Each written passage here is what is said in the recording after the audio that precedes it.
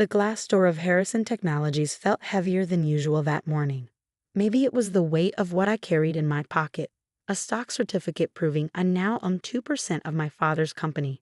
2% might not sound like much, but it had taken every penny I'd saved over the past 3 years to buy those shares.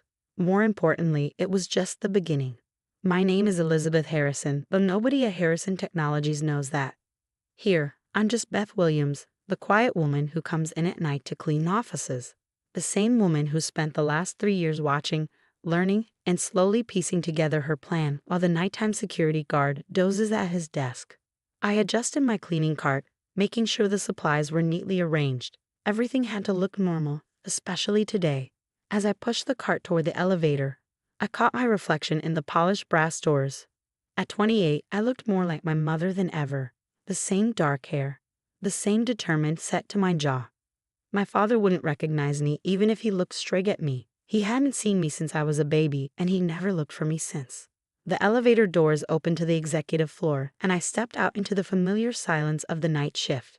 The floor-to-ceiling windows offered a spectacular view of the city lights, a view my father enjoyed from his corner office every day. I'd memorized every detail of that office during my late-night cleaning sessions. The vintage sailing photos on the walls, the collection of rare books he never read, and most importantly, the papers he carelessly left on his desk.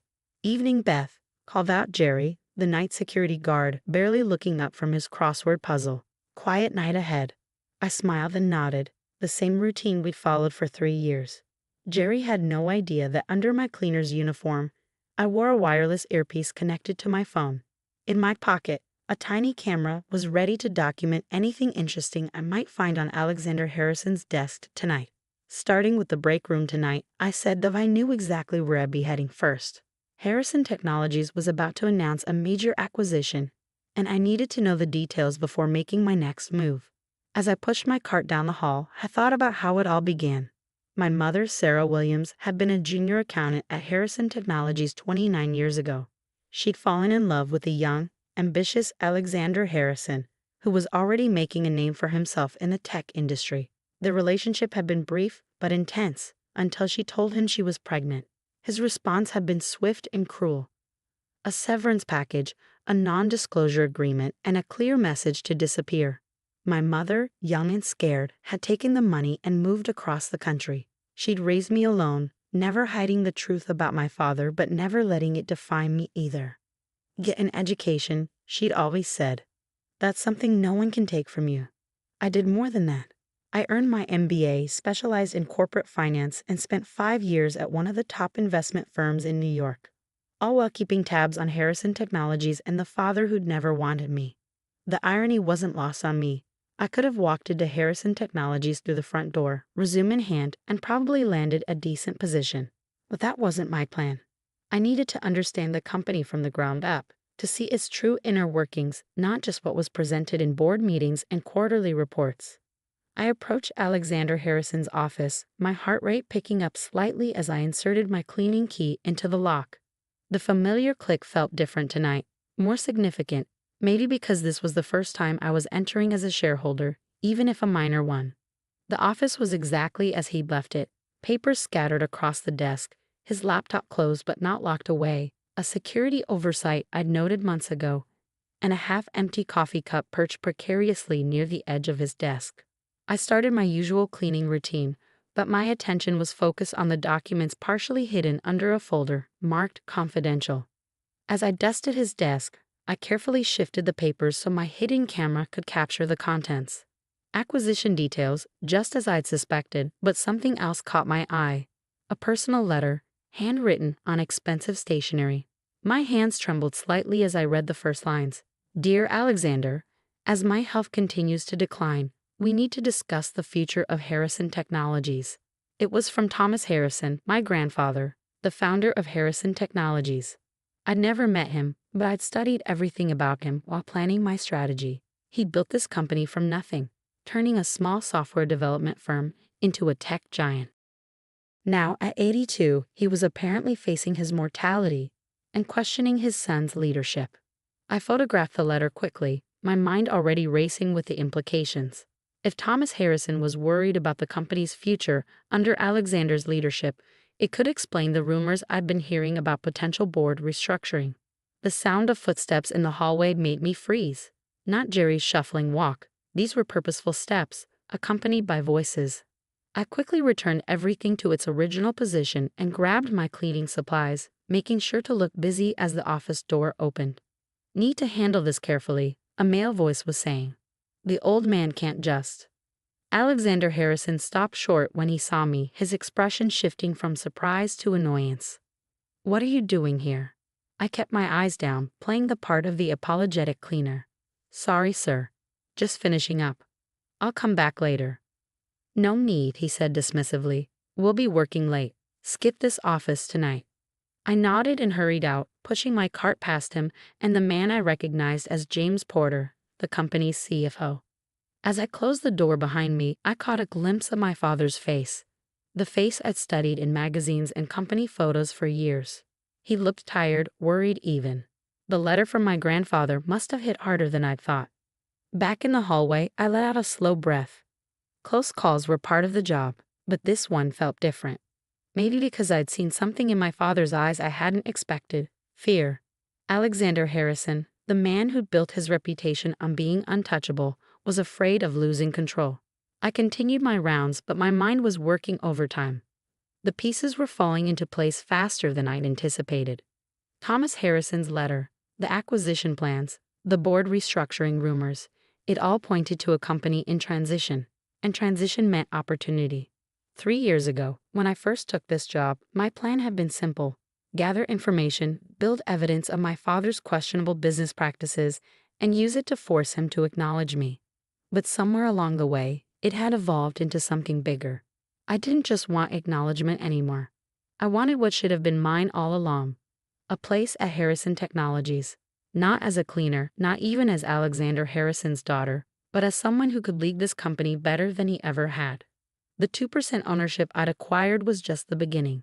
With the right moves and the information I gathered, I could position myself to take control when the inevitable power struggle began. As I finished my shift and packed up my cleaning cart, I thought about my mother. She'd passed away 2 years ago, never knowing I'd taken this job, never knowing I found a way to infiltrate the company that had once cast her out. Part of me wished she could see me now, but another part was glad she couldn't. She'd always warned me about the price of revenge, about how it could consume you if you weren't careful. This isn't about revenge, I whispered to myself as I walked to my car. This is about justice. But as I drove home to my modest apartment, I couldn't help wondering if there was really a difference. The stock certificate in my pocket felt heavier than ever, a tangible reminder of the line I'd crossed. There would be no going back now. I parked in my usual spot and took the stairs to my third-floor apartment, my mind already working on the next phase of my plan. The letter from Thomas Harrison had changed the timeline. I needed to move faster, be bolder.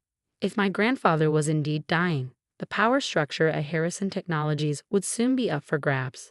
Inside my apartment, I went straight to my home office, a small room that looked nothing like the modest dwelling of a cleaning woman. 3 monitors displayed stock charts, company news, and surveillance feeds. A wall of notes and photographs tracked the key players at Harrison Technologies. And in the center of my desk sat a photo I'd stolen from my father's office during my first week on the job. A picture of him and my grandfather at the company's IPO celebration. I pulled out my phone and downloaded the photos I'd taken that night. The acquisition documents would need careful analysis, but it was the letter from Thomas Harrison that held my attention. I read it again, slower this time, taking in every word. Dear Alexander, as my health continues to decline, we need to discuss the future of Harrison Technologies. Your recent decisions have given me cause for concern. The board shares my worries about the direction you're taking the company. I built this company on innovation and integrity, not just profit margins. Your focus on short-term gains over sustainable growth goes against everything I've tried to teach you. Perhaps my biggest failure was not seeing this sooner. We need to meet. There are things you don't know, decisions I've made that will impact the future of Harrison Technologies. Don't make me formalize this through the board. Your father, Thomas. I sat back in my chair, a smile playing at my lips. Thomas Harrison wasn't just worried about the company, he was preparing to take action. The question was, how could I use this to my advantage? I pulled up the company's shareholder registry on my computer. My 2% ownership was hidden behind a series of shell companies untraceable to me. But I wasn't the only one quietly buying shares. Several investment firms had been accumulating small positions over the past few months. Were they anticipating the same power struggle I was? A notification popped up on my screen, an email from my contact at the SEC. Another piece of the puzzle was falling into place. Tomorrow, I would take the biggest risk yet in my carefully orchestrated plan. Tomorrow, I would start the process of becoming Harrison Technologies' largest independent shareholder. As I prepared for bed that night, I caught my reflection in the bathroom mirror. For a moment, I saw my mother's face again. The same determination, the same hint of sadness around the eyes. "I'm doing this for both of us, Mom," I whispered. But as I lay in bed, staring at the ceiling, I wondered if that was really true. Was I doing this for my mother's memory, for my own sense of justice, or for something else entirely? The answer, I suspected, would become clear soon enough. The next few weeks would test everything I worked for. My father thought he was untouchable, thought he could dismiss people from his life without consequences. He was about to learn how wrong he was. I closed my eyes, already planning my next move. Tomorrow would be another night of cleaning offices, gathering information, and quietly building my case. But soon, very soon, Beth the cleaner would disappear, and Elizabeth Harrison would finally take her place at the company that should have been her birthright.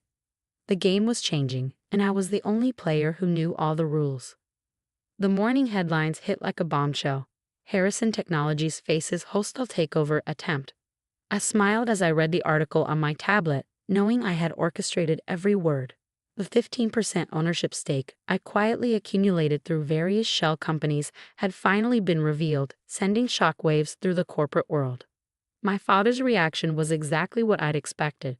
Within hours, Harrison Technologies issued a statement denouncing the opportunistic attempt to destabilize a great American company. Alexander Harrison, ever the showman, scheduled a press conference for that afternoon. I watched it from my apartment, still in my cleaner's uniform after finishing my morning shift. "This company was built by my father," he declared, his voice carrying that familiar authoritative tone. "And I will not let unnamed investors tear apart his legacy." If only he knew that legacy was exactly what I was fighting for. The past 3 weeks since discovering my grandfather's letter had been a whirlwind of calculated moves. I'd liquidated every asset I owned, called in every favor, and leveraged contacts from my investment banking days to amass the capital needed for this play. The 2% stake I'd started with had been just the beginning. My phone buzzed. A message from Marcus, my old colleague from Goldman Sachs, who'd helped arrange the share purchases. "Board's calling an emergency meeting tomorrow. Your timing is perfect." Perfect timing wasn't luck. It was the result of 3 years of meticulous planning. I'd watched Alexander Harrison run this company like his personal kingdom, making decisions that benefited him while ignoring long-term consequences. The acquisition he'd been planning would have gutted the company's R&D department, sacrificing innovation for quick profits. Just like my grandfather's letter had suggested, Alexander cared more about short-term gains than sustainable growth.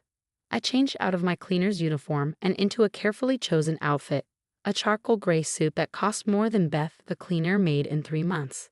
Tonight would be my last shift at Harrison Technologies, though no one knew that yet. I had one final task to complete before revealing myself. The night shift started as usual. Jerry barely looked up from his newspaper as I wheeled my cleaning cart toward the elevator. But tonight, instead of heading straight to the executive floor, I made my way to the IT department on the 3rd floor. "Evening, Beth," called out Mike, the night shift IT tech. Like Jerry, he'd grown used to my presence over the years. Unlike Jerry, he'd actually been helpful, unknowingly providing valuable information about the company's network security. "Hi, Mike," I said, keeping my voice casual. "Server room needs cleaning tonight. Mr. Harrison's orders." Mike frowned. "Really? Nobody told me about that." I shrugged, pulling out a work order I forged. "Just following the schedule." He glanced at the paper and nodded. "All right, but be careful in there. Don't touch anything that looks important." If only he knew what I was really after. Inside the server room, I quickly located what I needed: the backup drives containing board meeting recordings from the past 5 years. My father, ever paranoid about leaks, insisted on recording every meeting. Those recordings had captured countless instances of his questionable decision-making, including discussions about burying negative product reviews and sidestepping regulatory requirements. I slipped the drives into a hidden compartment in my cleaning cart, replacing them with identical ones that contained nothing but static. By the time anyone discovered the switch, it would be too late. As I finished my rounds, I took one last look at my father's office. The space that had once intimidated me now seemed smaller, less impressive. The vintage sailing photos, the rare books, the elaborate desk, all of it spoke to a man more concerned with appearances than substance. "Goodbye, Beth," Jerry called out as I left for the last time. "See you tomorrow." "Goodbye, Jerry," I replied softly, knowing I'd never see him again. Back home, I carefully added the stolen drives to my evidence wall. Tomorrow, everything would change. The board meeting was scheduled for 9 a.m., and I had no intention of missing it. I spent the night reviewing my presentation, making sure every detail was perfect. The hostile takeover attempt was just the opening move.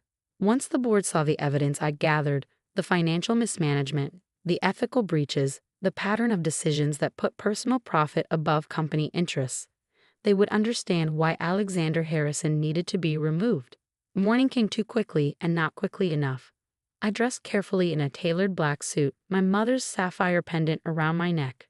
The pendant was the only piece of jewelry she kept from her time with Alexander, a gift from him during their brief relationship. She'd given it to me on my 21st birthday, saying, "Remember who you are, not just whose you are." The Harrison Technologies lobby felt different as I walked through the main entrance instead of the service entrance. A security guard at the desk didn't recognize me without my cleaner's uniform. "May I help you?" I handed him my ID, my real ID. Elizabeth Harrison for the board meeting. His eyes widened slightly at the name, but he quickly composed himself and made a call. Within minutes, I was being escorted to the boardroom on the top floor. The room fell silent as I entered. 12 pairs of eyes turned to stare at me, but I only cared about 2. My father, standing at the head of the table, looked confused and irritated by the interruption. And my grandfather, Thomas Harrison, sitting in his wheelchair by the window, studied me with an intensity that suggested he already knew who I was. "Who are you?" Alexander demanded. "This is a private meeting." I smiled, feeling oddly calm. "My name is Elizabeth Harrison. I represent the investment group that now owns 15% of this company." I paused, letting that sink in before adding, "I'm also your daughter." The silence that followed was deafening. Alexander's face went pale, then red. "This is ridiculous," he sputtered. "Security." "I wouldn't do that," I said, pulling out a USB drive. "Not before the board sees what's on here." Thomas Harrison held up a hand, stopping the security guard who had started toward me. "Let her speak." For the next hour, I laid out my case. The financial records showing Alexander's mismanagement, the evidence of ethical breaches, the pattern of decisions that had weakened the company's competitive position.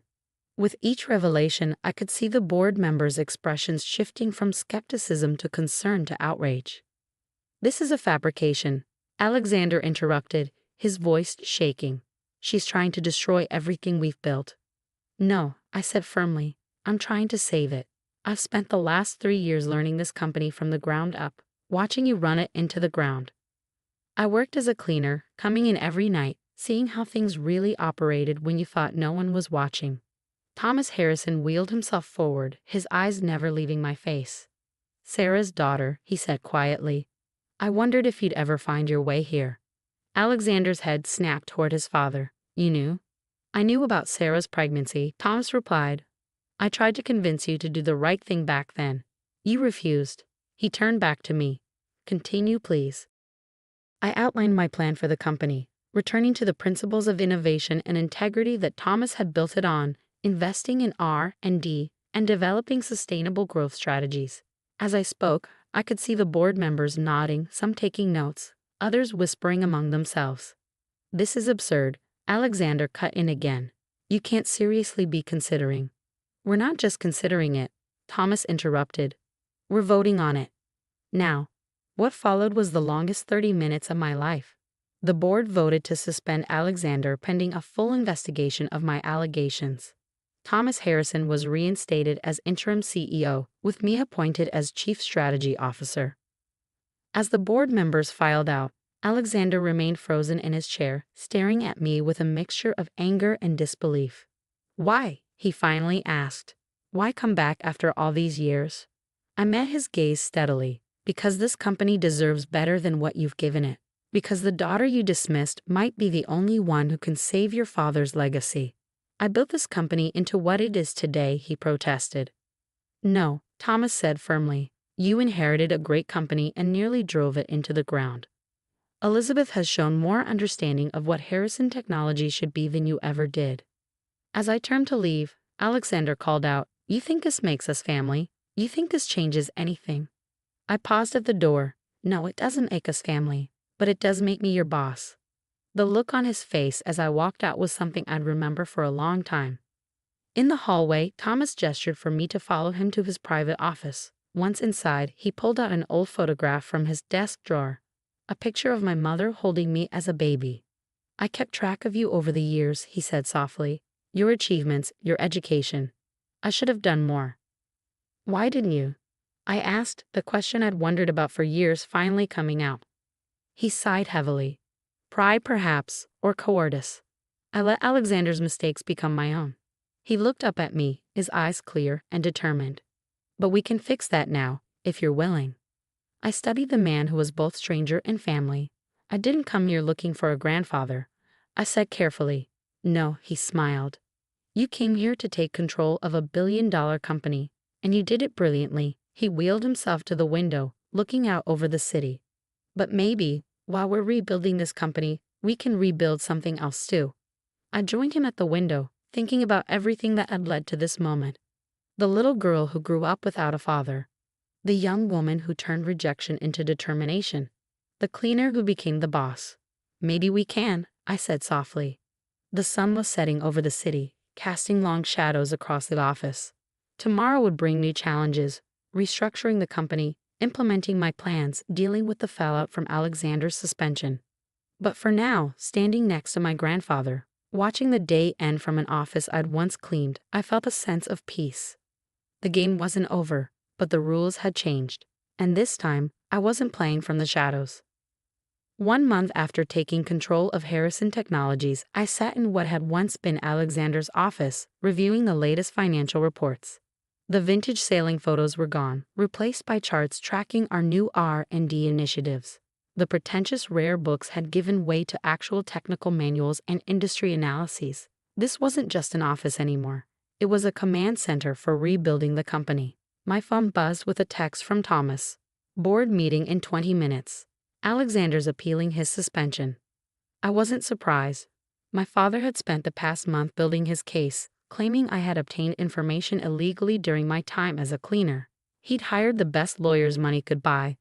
Though that money was quickly running out, the board had frozen most of his assets pending the investigation. "Ready?" Thomas asked, wheeling himself into my office. Despite his declining health, he'd been an invaluable ally during the transition, helping me navigate the complex relationships within the company. "Always," I replied, gathering my files. "How many board members is he trying to sway?" 3, Thomas said grimly. "Morton, Chen, and Davis. They're old friends of his, worried about their own positions if all his decisions come under scrutiny." I nodded, having expected this. "Then it's time to show them what I found in the server room backups." The boardroom looked exactly as it had a month ago when I'd revealed my identity, but the dynamics had shifted dramatically. Where once I'd been the outsider forcing my way in, now I sat at the head of the table, Thomas at my right hand. Alexander and his lawyers sat at the far end, like supplicants before a court. "Mr. Harrison has prepared a statement," his lawyer began, but I held up my hand. "Before we hear any statements," I said, my voice carrying the authority I'd learned from years of watching my father, "I'd like to share some new information with the board." I nodded to my assistant, who distributed folders to each board member. "These transcripts come from board meeting recordings dating back 5 years. Pay particular attention to the highlighted sections." The room fell silent as they read. I watched their faces change as they discovered the extent of Alexander's manipulation. The backdated contracts, the buried safety reports, the systematic dismantling of the quality control processes my grandfather had put in place. "This is illegal surveillance," Alexander's lawyer protested. "These recordings were made on your client's own orders," I interrupted. "Every board meeting for the past 5 years, recorded and archived. Company policy, isn't that right, Dad?" Alexander's face had gone pale. He knew what those recordings contained. Every unethical decision, every manipulation, every time he put his own interests above the company's. "Morton," I said, addressing one of his allies directly, "pay special attention to the discussion about the pension fund investments. Notice how your name comes up." Morton's hands trembled as he read the relevant section. The other board members leaned over to look, and I could see the moment they understood. Alexander hadn't just betrayed the company. He implicated many of them in his schemes. "This is a witch hunt," Alexander said, standing up. "You're trying to destroy everything I built." "You built?" Thomas's voice cut through the room like steel. "You inherited this company when it was at its peak. You inherited a legacy of innovation, of integrity. And what did you do with it?" "I made us profitable," Alexander shot back. "I kept us competitive." "You made yourself profitable," I corrected, pulling out another document. "This analysis shows the correlation between company decisions and your personal stock trades. Notice how you always seem to sell before bad news went public, or buy before positive announcements." The lawyer whispered something urgently in Alexander's ear, but he brushed him off. "You're just like your mother," he spat. "She tried to trap me too, showing up with her pregnancy test and her dreams of playing happy family." The room fell silent. I stood slowly, letting his words hang in the air. "My mother never tracked you. She loved you, believed in you. Her mistake was thinking you were capable of loving anything other than power and money." "And what do you love?" he demanded. "You infiltrated this company, spied on us, manipulated your way into control." "I love what this company could be," I said firmly. "What it was meant to be. I spent 3 years cleaning these offices, watching talented people being held back by your ego. I saw innovations buried because they didn't fit your short-term profit goals. I watched you slowly kill everything my grandfather built." "Our grandfather," he corrected bitterly. "No," Thomas said quietly. "She earned the right to call me that. You lost it." The board voted unanimously to make Alexander's suspension permanent. His allies, seeing the evidence of his manipulation, turned on him to save themselves. As security escorted him out, he turned to me one last time. "You think you've won?" he asked, his voice breaking. "You think you can run this company better than I did?" I met his gaze steadily. "I already am."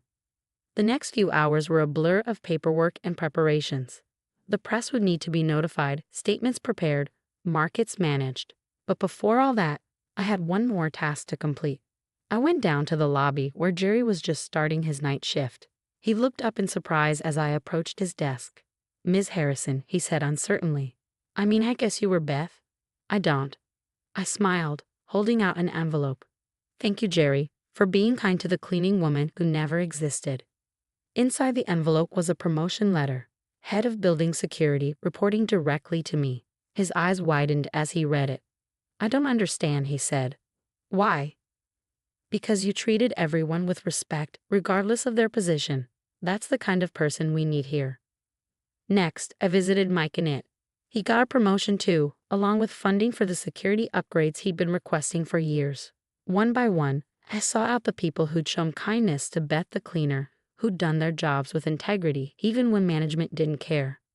That evening, as the sun set over the city, I found myself back in my old cleaning closet. My cart was still there, though someone else would be using it now. I ran my hand along the handle, remembering all the nights I pushed it through these halls, gathering information, building my case, preparing for this moment. "Having second thoughts?" Thomas asked from the doorway. I turned to face him, smiling. "No, just remembering where I started." He wheeled himself closer, looking thoughtfully at the cleaning supplies. "You know, I've been thinking about what you said in the board meeting, about what this company could be. And I think you're already making it happen." He pulled out an old photograph.